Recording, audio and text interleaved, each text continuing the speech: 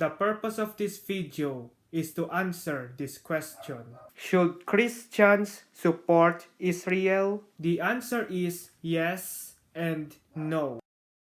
First, let me tell you how the saga began. Hamas, a terrorist group, attacked Israel on October 7, 2023.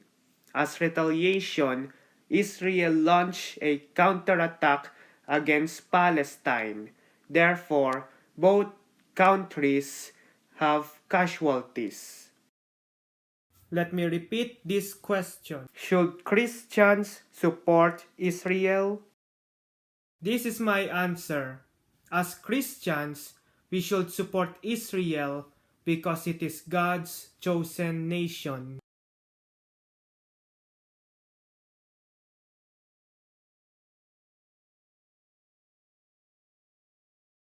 Yes, Paul wrote on Romans 10:12 that everyone is equal under God.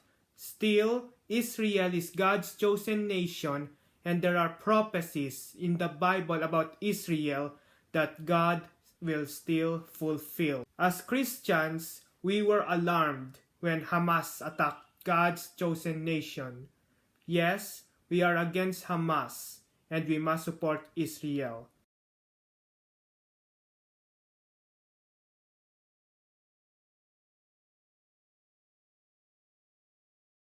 However, it does not mean we should blindly approve everything Israel does. Additionally, we must remember that most Israelites may believe in Jesus, but they reject him as the Messiah.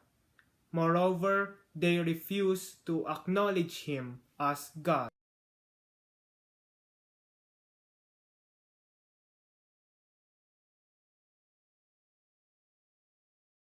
To summarize, we must acknowledge Israel as a sovereign nation, and we must recognize that the Israelites are God's chosen people.